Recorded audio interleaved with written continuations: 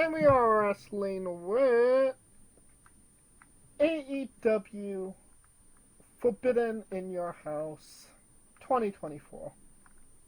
It was last Sunday.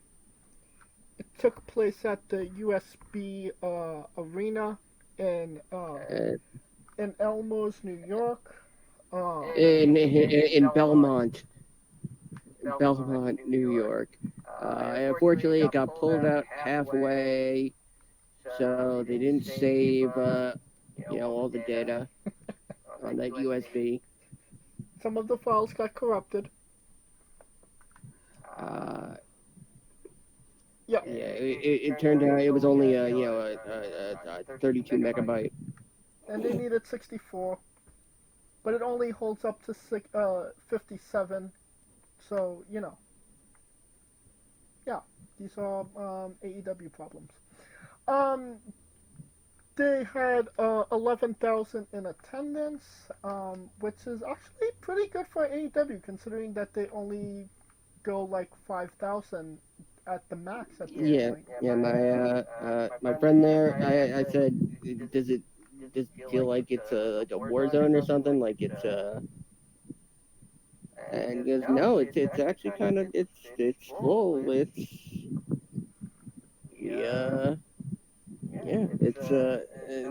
not many empty seats. Yeah. So I mean, it does seem like AEW, when it comes to at least the paid previews, they do pretty well. Everything else is kind of falls to the wayside. Agree? Disagree, Kaliko? I mean, yeah, agree. I mean, watching it, it was pretty okay. Pretty okay show. What say you, Scooter? What did you think of the show as a whole? It was a whole of some kind.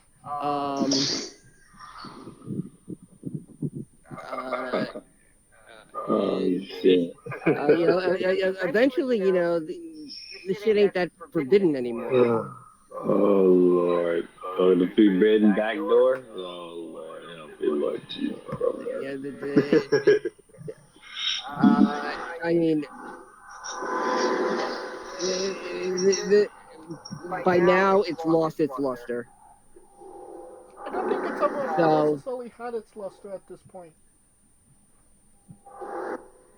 So, I actually liked this paid preview. I enjoyed what I saw. Keep in mind, it was a 5.5 hour show, and I only watched 3 hours of it, so I pretty much passed on half of it. But what I saw was I'd say was positive in my view. Sometimes you just don't want to dig through the shit to get to the diamonds. You know what I mean? Yeah. Is Kaliko vacuuming? No. Does it sound like vacuuming or like he's in a wind tunnel. Huh. Maybe I'm going through the vortex of trying to go back to where I didn't watch the show.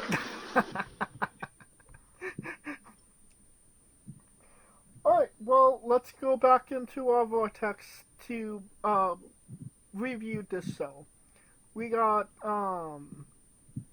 MJ Jerkoff versus he's a Cheerio from Smell because he's a smelly boy. Smelly boy. Oh my God! No! Bad James! No! MJF won the match. Scooter, I think you're the only one that actually watched this match. What are your thoughts?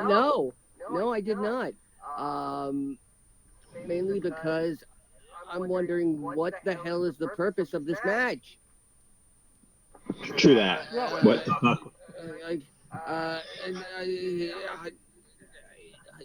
is this AEW versus New Japan, or this is AEW versus CMLL? Pick a. They gotta.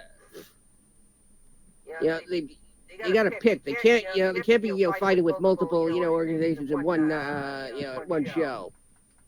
Too much to keep track of. I think it would have been better if he would have maybe wrestled. I'm not a big Cheerio fan, so maybe if he wrestled Frosted Flakes or he Apple Jacks, that would have been a better match.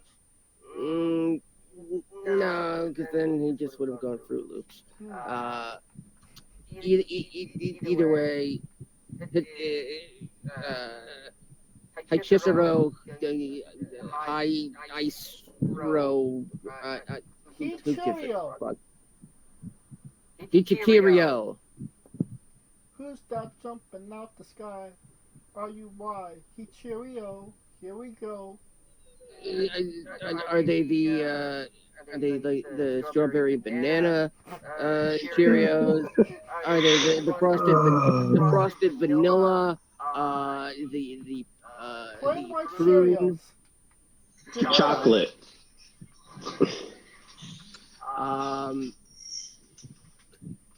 Yeah, who gives a shit about this match?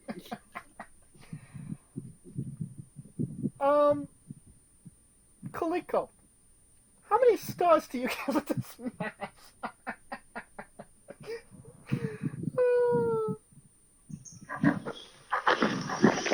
I mean, it's a 2 because we knew who was going to win. Scooter, how many stars do you give this match?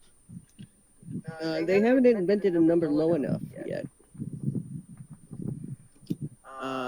So I will give this -5 just because I'm an asshole. I will give this 5 Cheerios. It's truly the highest honor I could give it. Sorry, but there are Cheerios. I thought we were making a match about Cheerios. I mean, I like the chocolate Cheerios personally. I don't think I've had chocolate Cheerios. It sounds good, but...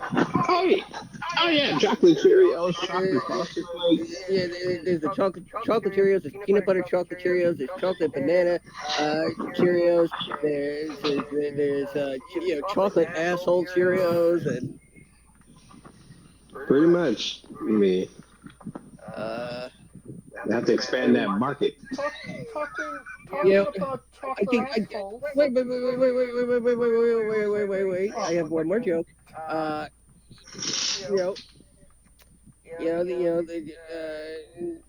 The chocolate alphabets, and I thought my alphabets were spoiling Forbidden Door for me. But when I looked down and read, all it said was ooh, and I forgot I was eating Cheerios. Well, talking about Cheerios, a-holes.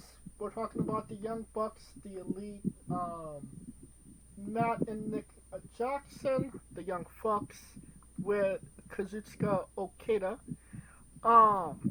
Nada. No. Nada anymore. Because since he's came to AEW, he's just been Okada. Oh god, that's it. He's Okada. Kazuchika Okada. They defeated the Acclaimed, Anthony Bell Movement, Max Caster, and Max Castrated, and Hiroshi Tanahashi in 13 minutes. This was another match I did not see. Kaliko, what was your thoughts on it? I thought they would have highlighted the Okada Tanahashi rivalry more, as this is the first time that he actually was able to see Tanahashi since he left New Japan. I thought that would have been a better highlight. Playing it back, I don't think that people kind of care about the EVP gimmick anymore. I can make the argument that they've never really cared about this gimmick. That is a good point. But, I mean, they would have cared more had they ended Sting's undefeated streak. But I feel like that's a bit a little bit. I'm not saying it would have been gargantuan. I'm not saying it would have went from C to A plus, but it would have went from a D minus to a D plus. It makes a difference because they could have actually been like, we're the motherfuckers that retired Sting, and they could have used that like kind of like how Baron Corbin was supposed to use retiring Angle, and it just went down the shitter. But anyways, going back to the match, yeah, it didn't highlight that, so it was kind of like, what was the point of the match? Because they could have just substituted Tanahashi for Daddy Ass and went on about their way. Rachel? Scooter? Yeah, it's the whole AEW trying to follow the New Japan rule of get everybody on the card. Except they... this is a prime example of a booking, an unspoken booking rule that placement matters. Placement of the match matters. And it's getting to a point where putting the somebody who was supposed to be a big star like Okada, or somebody with clout in the company like the Elite, that putting them on first is becoming more of a perk for them instead of wanting to actually tell a good match. The order of the match, the order of the card itself is the third most important thing to telling the story after the match itself and the referee. It's just overhyped, overstuffed, and just over.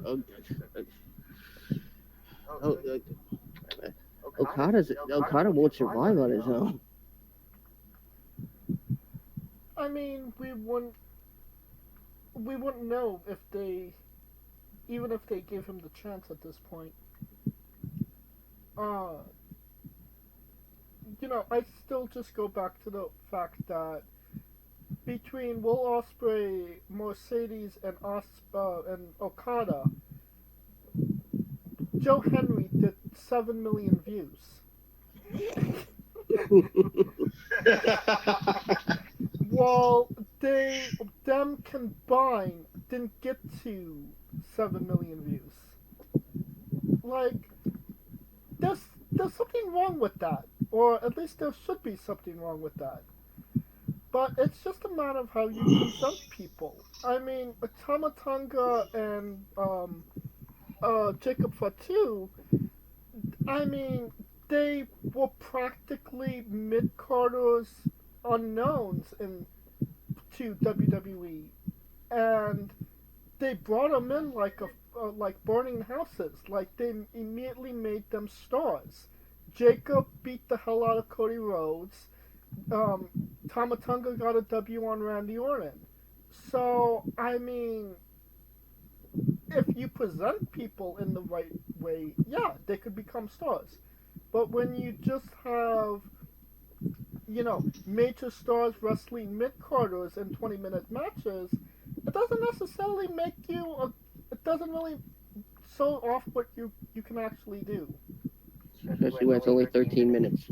Exactly. But it was also the timing of those too. Like Okada was introduced in Bonefuck, Georgia, and then I'll never. That is like the biggest head shaker I've ever had. Like someone who was a, and then but that also set the tone of his ceiling, right? Right.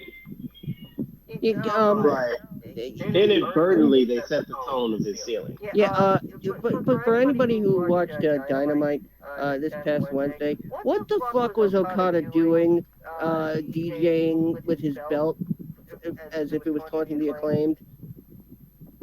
It made no goddamn sense. It was like he was dancing to the Acclaimed music.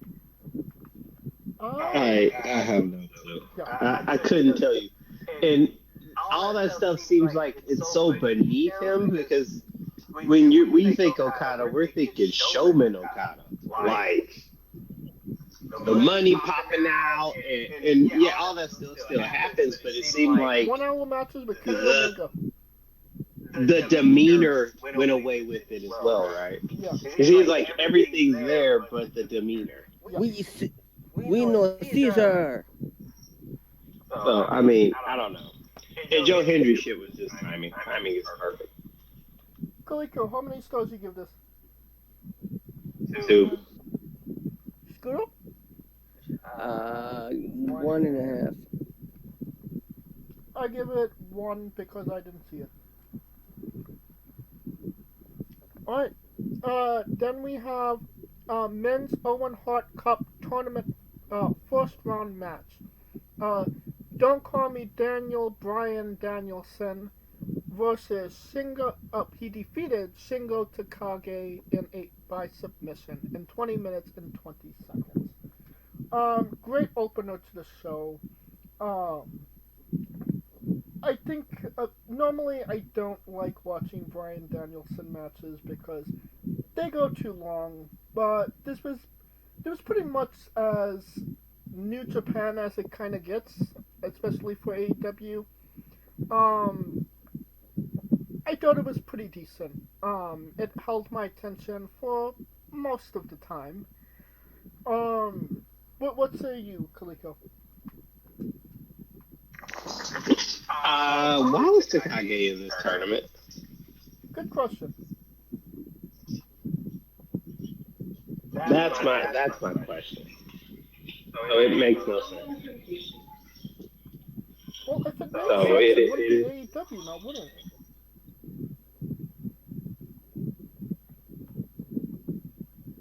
it? Right, Scooter?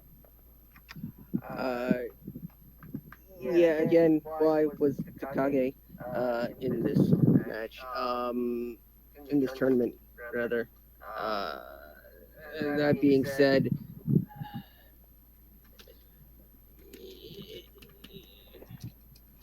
Danielson at this point is now only he's really only competing with himself. He's his own harshest. He's his own worst enemy. He's his own harshest critic, and he essentially is. He's gonna talk up a lot of stuff that essentially isn't gonna matter no matter how much he tries.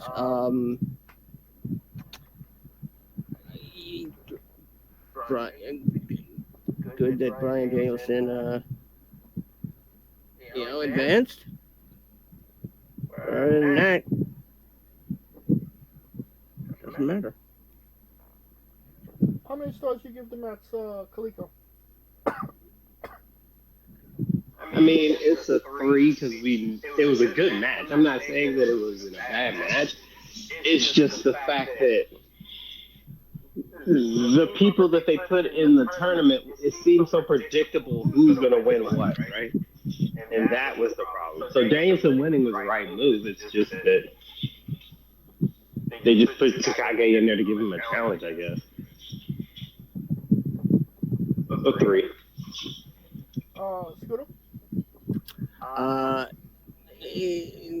give it 3 also. I will also give it 3. Then we have the AEW Women's World Championship match. Timeless Tony Storm with Lex Luger defeated Marina Sawagawa. Mariah Carey was at ringside to support both participants. Tony Storm won the match in 11 minutes and 40 seconds. I don't think I've ever watched a women's match that I wanted to see that had nothing to do with the actual match. We knew why we watched this match. We knew why we Everyone knew why they watched this match. We knew why we wanted to watch the match. HLA. Honestly, I will say this. If there's one thing AEW got right in this pay-per-view, they got me interested in a lot more female wrestlers than I needed to be. Oddly enough, during this match, Jurgen's stock went up tenfold. Jurgens and Kleenex. Yeah, especially for that match. I mean, yeah, it was a good match for the right person. But now, can we pair them with the Acclaimed? No, please don't do them like that. Please. Oh, come on. They're the ones. No. They're the ones who really need the scissors. That is true. Right. It definitely did not disappoint. It did have some drama. While I knew Tony Storm was going to win, I could also see, for storyline purposes, that maybe if there was anybody to give it to, it would have been Mina. But it's Tony. But I don't think the match disappointed. It's everything everybody wanted it to be and more. How many stars do you give it, Kaliko? I don't think there's any much. I think this might be the best star match that they ever had in my history. But it also plays into the underlying current that Mariah may win this tournament and actually face Tony Storm. That might be keep that in the back of your head. But star wise, best star that 5, just at the end alone. Scooter? And I'll pop a can to that. Scooter? I will. Can I give it 69 stars? Sure you can. Yes. 69 stars. Gangsta Boo, shout out, rest in peace. She had an album called Both Worlds Star 69. I give this match 5 stars as well. I think this is the first match in AEW history that we've given 5 stars to. And it ain't because of the match. Yeah. Going from Unfortunate. Arguably, the best thing that AEW's ever done in its entire history, to Zack Sabre Jr. defeating freshly pooped Orange Cassidy in 16 minutes and 20 seconds. I don't know why this was on the card. I don't know why it was as long as 16 minutes.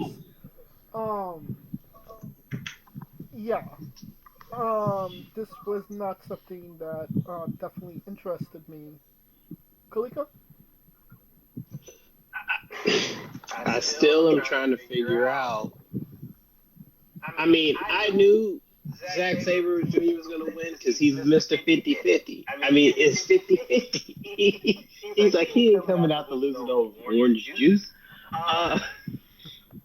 But the point is like, yeah, these offer dream matches, but I'm just trying to figure out, is that going to propel him in the G1? Is that going to give him momentum? And then here's the other thing: what happens to Orange Cassidy? Because he's been having his ass handed to him. Like, he's been having his ass whooped over these last couple months.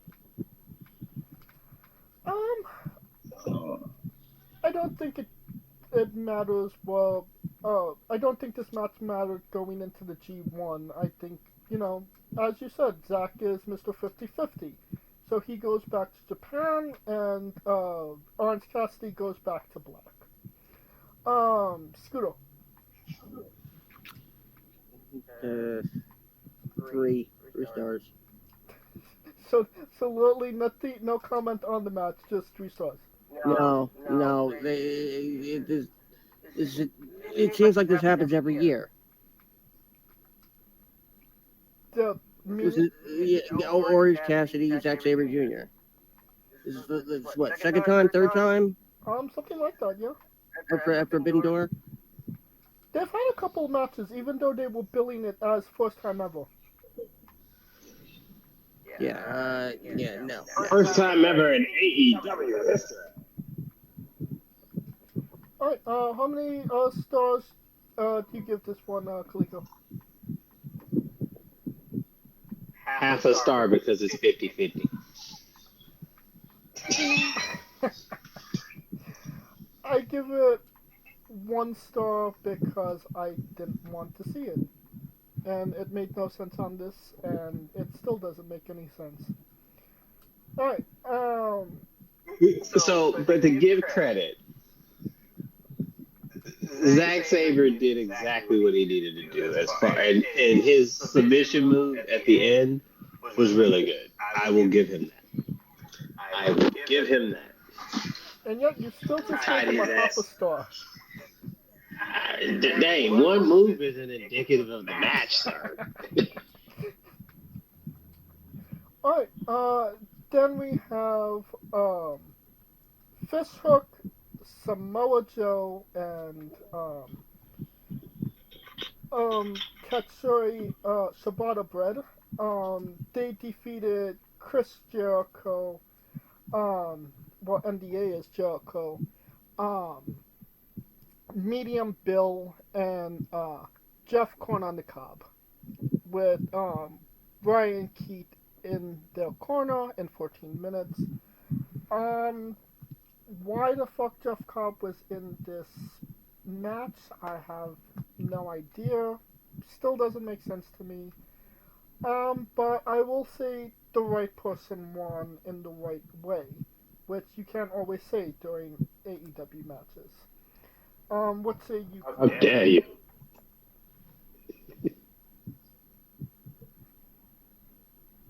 I mean, yeah, but am I the only one, or is like Jericho getting these go away chants like Joe Biden in the debate? Like, it's like Joe Biden at this point. It's like, get the fuck away. And you know what's funny? You still got it. No, you don't. I was like, what the fuck? What the fuck is going down right now? I really want to ask Chris Jericho if he has happened to have gone retarded. Why? That's the whole learning street gimmick. It's like, I mean, it's not going good. But my thing is that I think it's because Jericho has never taken a break. I feel like Jericho suffers from like kind of like how Drake is suffering in a sense, and I'm just gonna analogize it. Since day one, when has Jericho ever taken a break from AEW? And when has he not been overshadowed by Lil Wayne? Like that's the thing. He's never been gone for people. So yeah, he's never really been gone for an extensive period of time. The 2 years prior to Save Us Y2K. Yeah, that was probably his longest hiatus. So Yep. to me, him being there every day for the last 5 years, nonstop with different gimmicks and different ideas, people kind of get resentful to it. Yeah, he acts very condescending, like he talks to the audience literally as if they're idiots, like, and it's like Jericho's like, well, look at me, I've changed. You have to respect me now. You know, and that's why Chris Jericho seems to have so many gimmicks in AEW. I mean, unless, Fozzy just said, we don't want you using Judas anymore. Isn't he the leader of Judas? He's the lead singer of Fozzy. Yeah. I mean, lead singer, you're the leader. Like, Gwen Stefani was the lead singer. She was the fucking leader. It's such a weird analogy. Like, out of all the people you could have picked. Yeah, Gwen Stefani. Everybody knows No Doubt, Mopo. Except No Doubt have been together since they were like in high school. So. And I mean, she left like years ago. And you haven't heard from No Doubt since. No, we just heard from Blake Shelton. That's Very true. Long necks and rednecks. How many stars do you give this, Kaliko?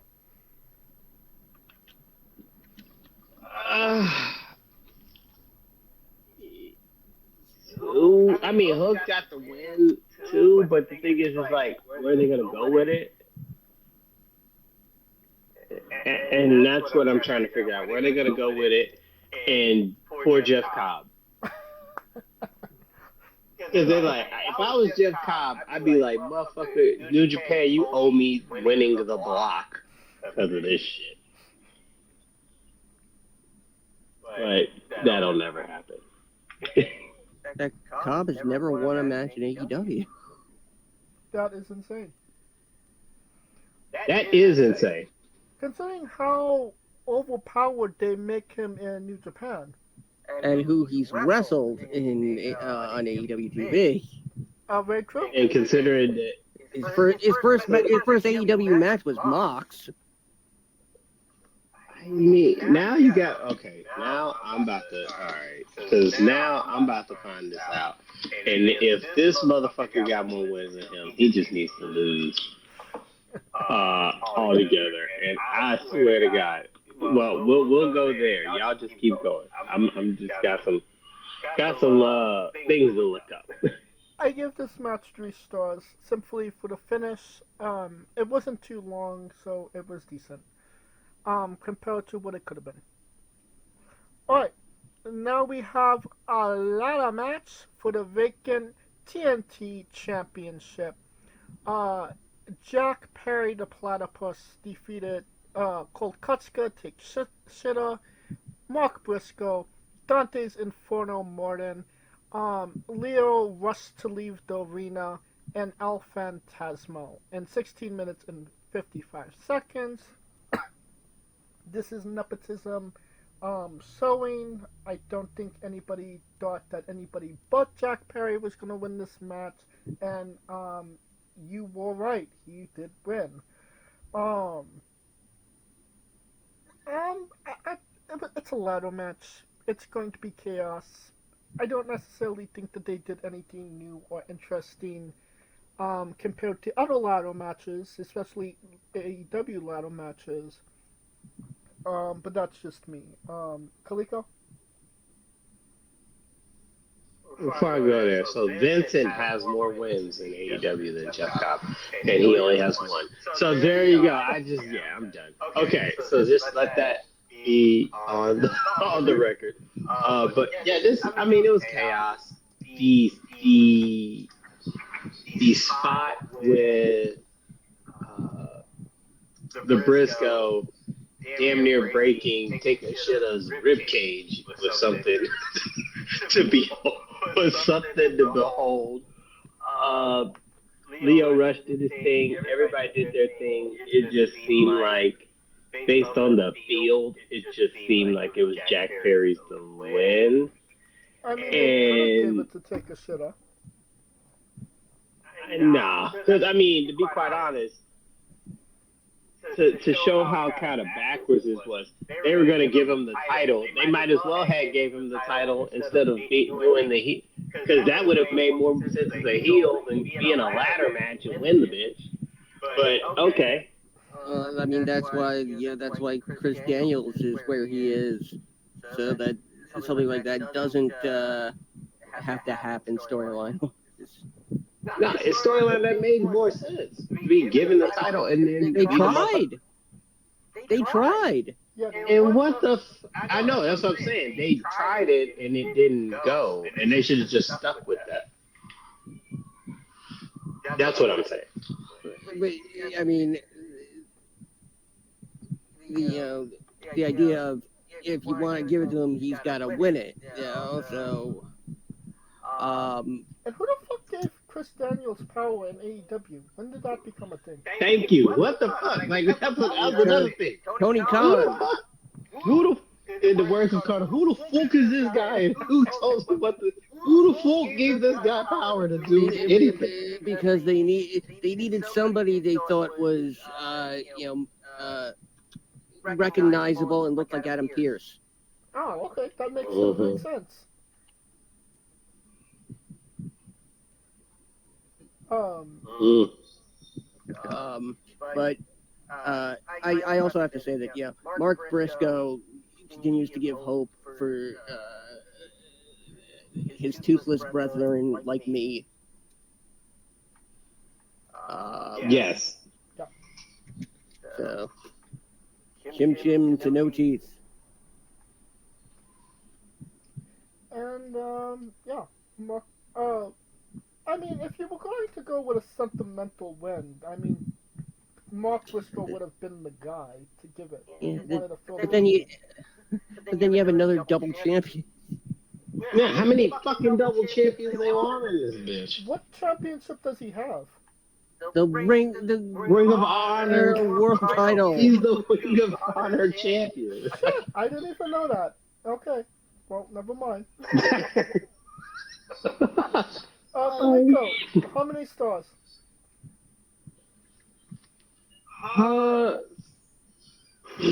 Give it a 3 because of the action. A couple of high flyers that made it. Take a Shitta was the ground anchor. Perry was the shitty heel that won. So it filled out what it's supposed to do. Scooter? Don't you wanna want the Fanta slow? Don't you wanna want the Fanta slow?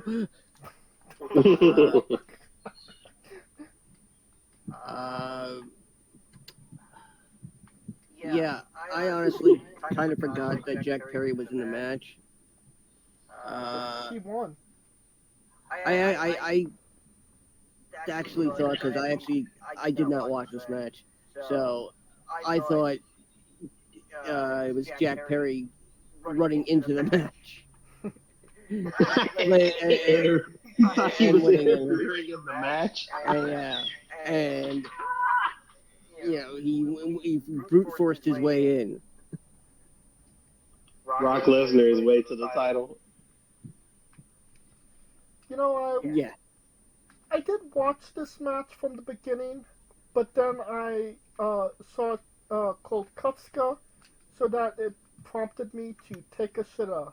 So I was not able to finish the match, to see the finish.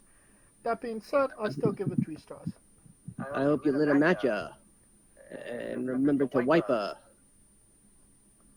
I have a bidet. Okay.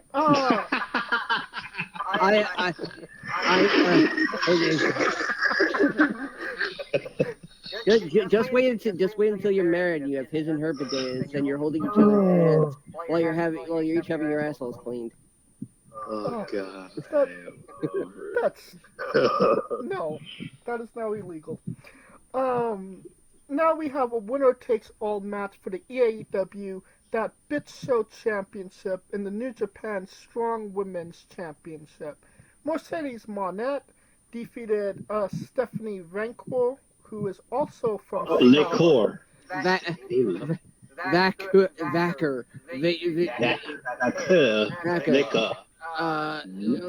Vacker, I hardly know her. Yes, she is also from Smell, so she's just a smelly girl. No. But she's technically from New Japan for this match. I mean, technically she was representing, but she is also the Smell. Really, CMLL. Yeah. She's the CMLL. So, in other words, it didn't really matter because nobody knows who the fuck she is! Oh, I saw that Instagram. I know who the fuck she is now. And I've seen her quite a few times. So I'm saying, yeah, I know who she be now. You know who she is, so. Has she pulled out her titties at all? She doesn't have she's not an OnlyFans girl. She's not Mina Sakazawa. Blah blah blah blah. Excuse me for a minute. Wait a minute, Mina Sakazawa has a lawyer? Not that I know of. Oh, I was about to say, boy, don't play me. But fun fact, Tony Storm and I believe Mariah May does. Tony Storm shut down as soon as she. Yeah, she shut that shit down. Yeah. I can always run my OnlyFans scraper program and figure out who's got what. Back to the match. It was revealed earlier in the day during an interview that Mercedes has creative control in AEW.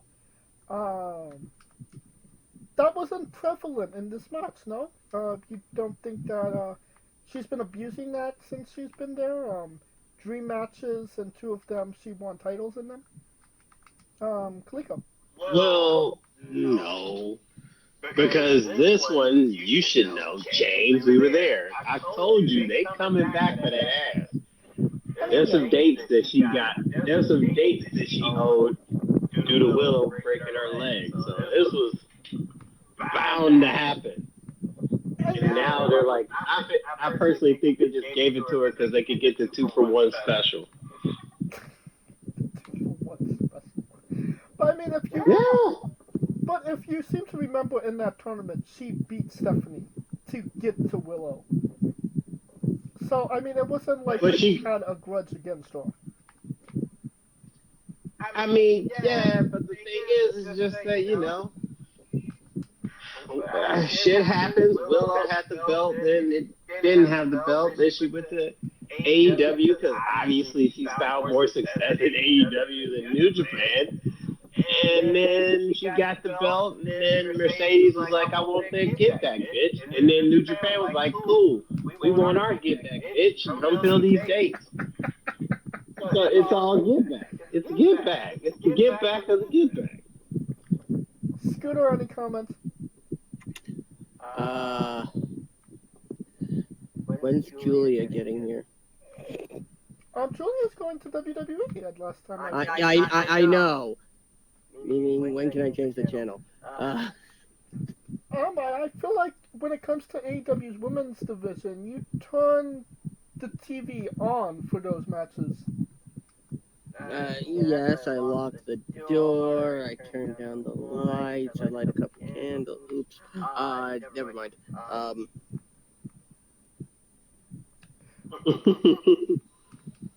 Kaliko, how many stars?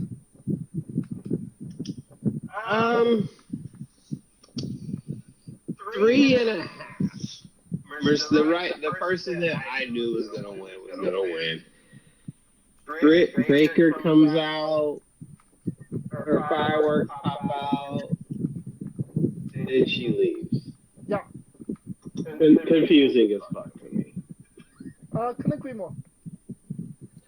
Well, I mean, considering that the the promo war they had on Dynamite where Britt wiped the floor with her. My God. If you never realized how awful she was at cutting promos, now you do. Because there was no way, there's no way anybody could say from that promo battle on Dynamite that Mercedes was better. You're gonna have me googling that later. That sounds interesting. Well, it's gonna be. I mean, it's just figuring out where the hell they're gonna go on there, and they're kind of coming in from the right angle. I mean, Baker's literally the first AEW hire. If anybody's got a right to fucking get in that ass, it would be her. Very true.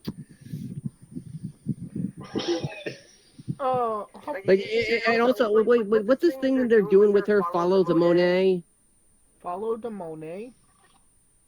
Follow the money. Yeah, follow the money. It's like a QR code thing. Oh God, that sounds terrible.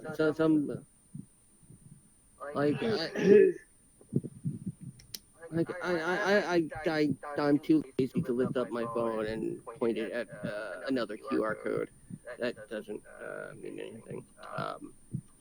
I mean, but honestly, at this point, I don't think it's starting to become that the women's division is starting to be like WCW in the sense that they're bringing in these WWE people, and the WWE people are not really connecting with the fans in the way that the fans think that they should be connected with them. Therefore, they're not really caring about them. Kind of like how Saraya came in and touted her WWE accomplishments, like AEW fans gave a fuck, and then you got the fact that Mercedes Moné is like, oh yeah, I see myself back in AEW. So they already are kind of like looking at her like a bitch. Like, you know what I mean? So all of that ain't helping.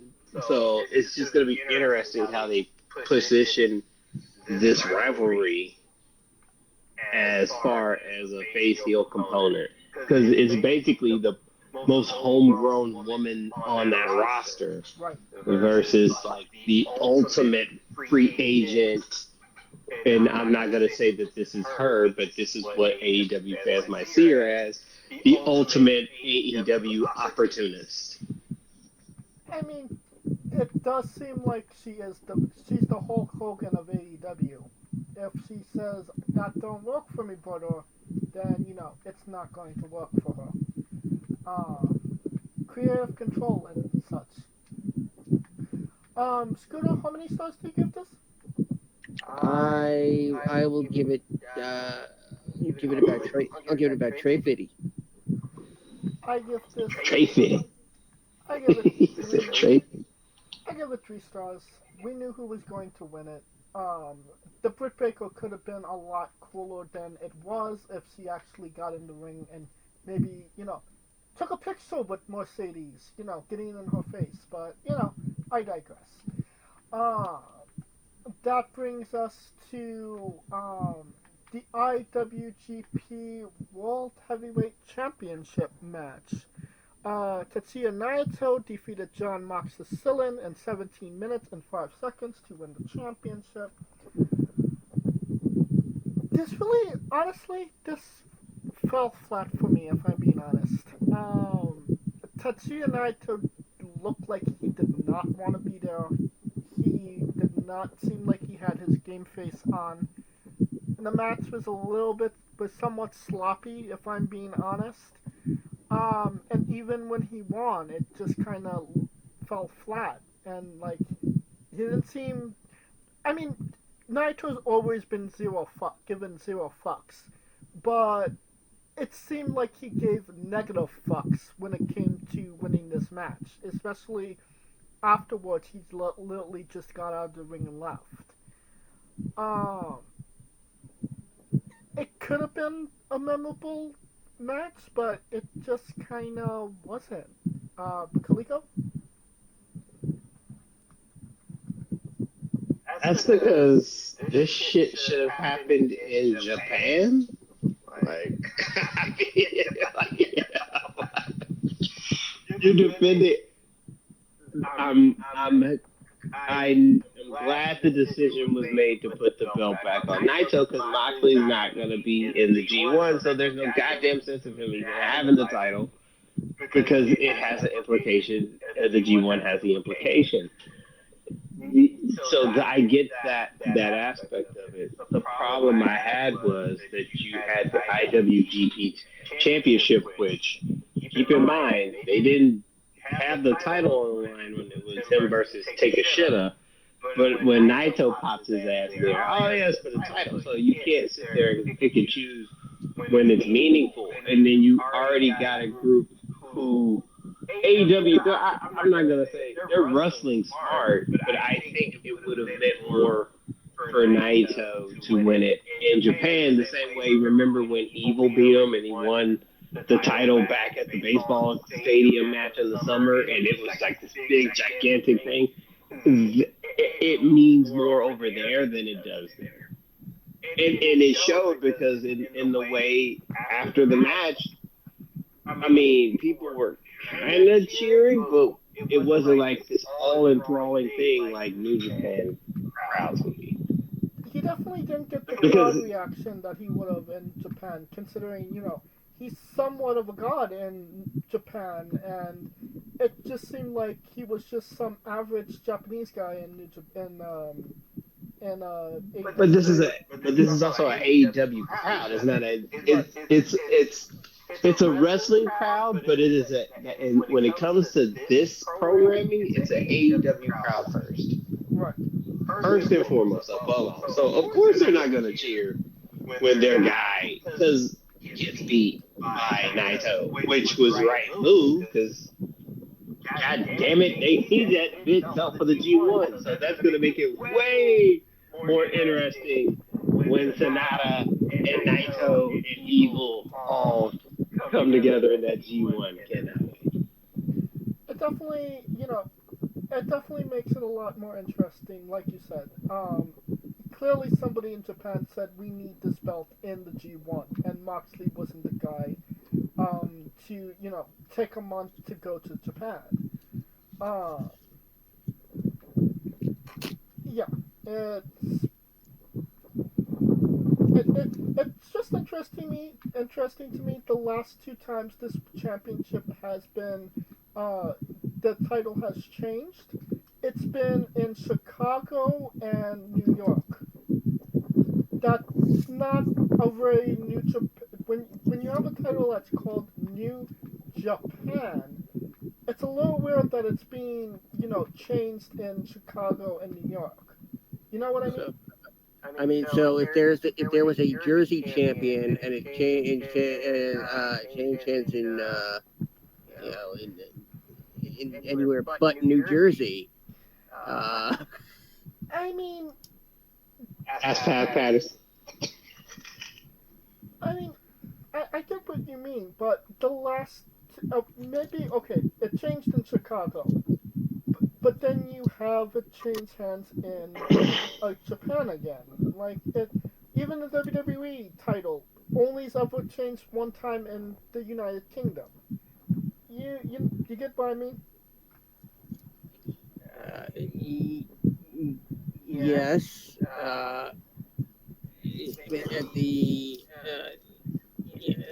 At the same time, that also that means something.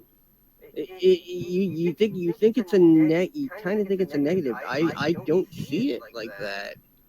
It's a story that fans can, that only a select group of fans can talk about. Like I was there the only time the New Japan Championship changed hands in the Empire State. It's not a detriment to the title's lineage, the same way there only being one world title change ever in the WWE in the UK. So it's and again, with everything that's going on, eventually there's going to be something is going to happen somewhere that isn't the U.S. And it's not like the WWE is called New U.S. Pro Wrestling. I get both sentiments. I just think, to me, I get the shock value of losing it in Chicago. I just think because the way that the announcers pushed the story of Naito being disappointed for New Japan and Japanese in general losing that title, it seemed like that gave me the clue. It means more to win it in your hometown, in your home country. Right. I see, but I can see that from the other side as Naito caring enough about the company to go out and get it back exactly. Wherever it's from. Exactly. Yeah. So I see that aspect. I just think if that were the case, then they definitely should have pumped Naito a lot more, or pumped this match more importantly. But I mean, that's just on AEW at that point. Oh yeah. Did you have any comments about the match itself, Scooter? No. All right. Kaliko, how many stars? 3. I think they could have done better. The right person won. It almost seemed like it was a shock to AEW fans in a sense. So that also could have been, because you've seen all these New Japan cats getting their ass whooped all night. So it just seemed like, it just seemed par for it. Right? It seemed par for the course. So I get the shock value in that. But, but the right person won. Scooter? 3.5 stars. And that's only because this match was a literal second thought. I give it 2.5. There was no real heat in it. There was no passion. The crowd it felt like they were sitting on their hands during the whole match. And Naito seemed really out of it. I'll give him one thing. It's probably the best Destino he's hit in quite some time. He puts it out open that shit. Yeah, usually the last couple of times it's been a little lackluster, but I'll give him that. This one was the shits. But it was just not the match it needed to be, in my opinion. Alright, and then we have the AEW World Championship match. Swerve Strickland, which Prince na na na na, hey hey, goodbye. He defeated Will Ospreay in 27 minutes and 5 seconds. He retained the AEW World Championship. Honestly, I like the match. The last time I watched the Swerve Strickland match, I was completely spent because I watched 4 hours of a crappy paid preview, but I was only 2.5 hours, so I was pretty fresh for this, and I feel like it pressed the right buttons. It showed both guys off the way they needed to. There were some sick spots. There were some spots that I felt were maybe a little unsafe. There were some high spots. I felt like it clicked pretty well, if I'm being honest. Kaliko? I mean, it clicked. But the biggest part is Swerve losing. I mean, not Swerve winning, which is probably was the most important part because Right. considering now that we see what's going on after on AEW Dynamite with MJF going back heel, so that means he's going to be a heel challenger for this title. It made if they're planning that, then it made sense from the turn heel. It also was like, I guess Will Ospreay put it upon himself to lose this match, which, I mean, if that is the case, it just shows the respect he has for Swerve's title run because everyone was kind of going down the route that eventually he's going to get it, right? Yeah. At this So that's why that's right, and it just seemed like he was just going to be hot shot, meteoric to that title. So it kind of eliminates Swerve being the champion, having someone always behind the shadow, which is Will Ospreay.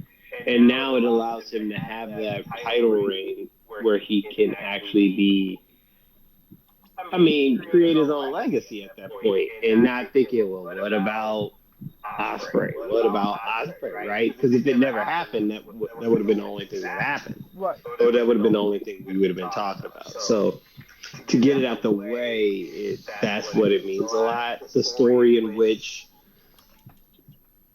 Ospreay was conflicted, it just showed, like, you know, you could make the argument that kind of was his hesitation from the Daniel Bryan match. You could make that argument. You know what I'm saying? So the way he lost it leaves that vagueness of he got caught in a flashback moment or whatever the case may be, but he got caught slipping, right? He got caught in a thinking moment. He hesitated. So it's not like he got his ass whooped super clean, but it paves the way for Swerve, and that's what the biggest ultimate is. Plus, his black music, man. He was not going to lose on the same night as the BET Awards. They tripping. They are fucking tripping. As much as I don't even watch the BET Awards that much, but I knew it was happening. And I'd be goddamn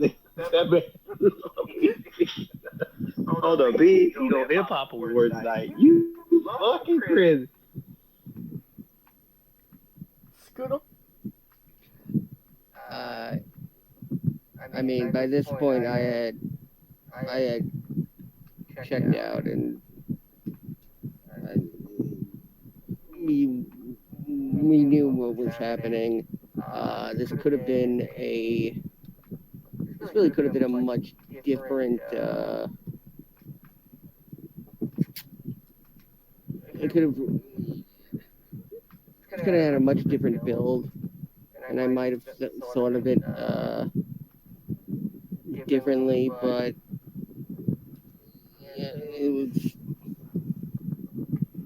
it didn't get enough shine. Hey, Kaliko, how many stars?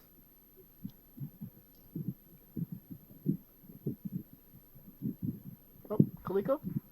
I give it, this is worth a 5. I mean, it was worth a 5. They put their shit in it. 5. I give it a 5. Scooter? I'll give it 4.5. I give it 4. It was good, but it wasn't, you know, I don't think it was 5 worthy. But,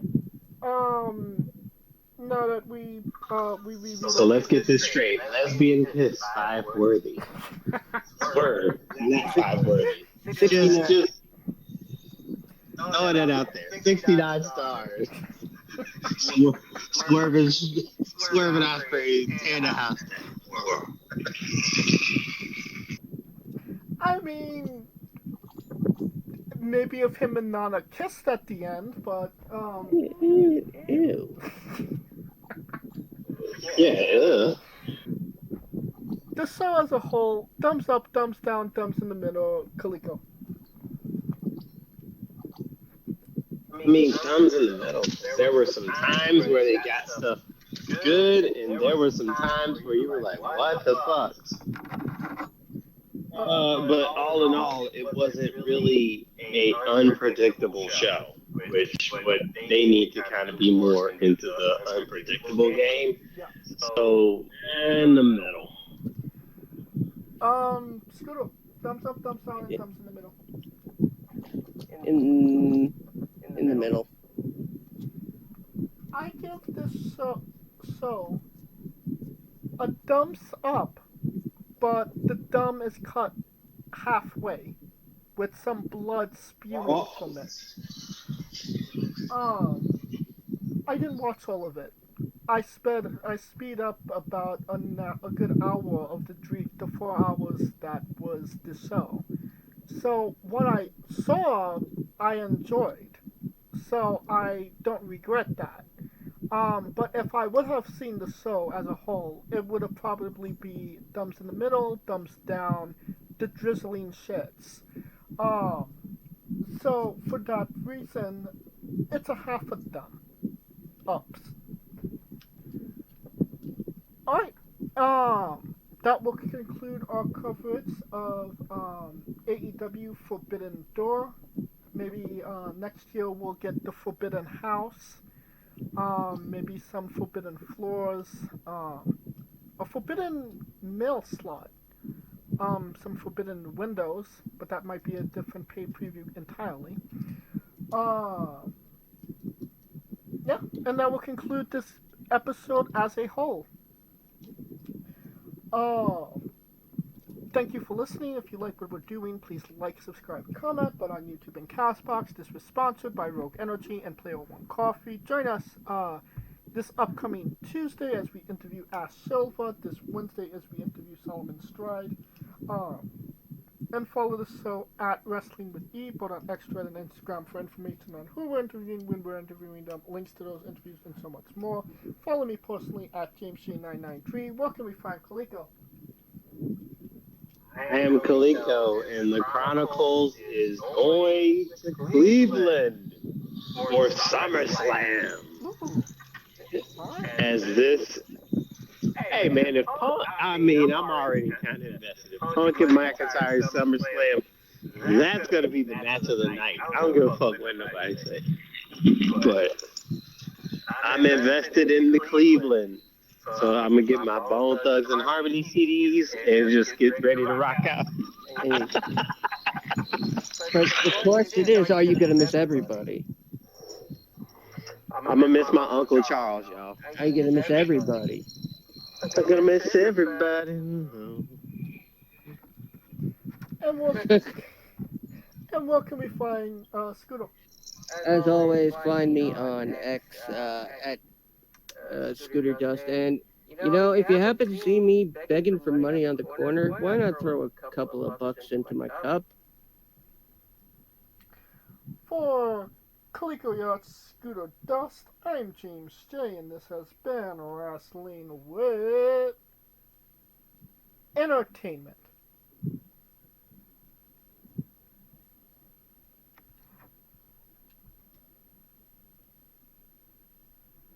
Hey folks, this is the Colossal Mike Law, and you are listening to Wrestling with Entertainment. Enjoy the show, support these guys. We appreciate it very much. We'll see you at ringside.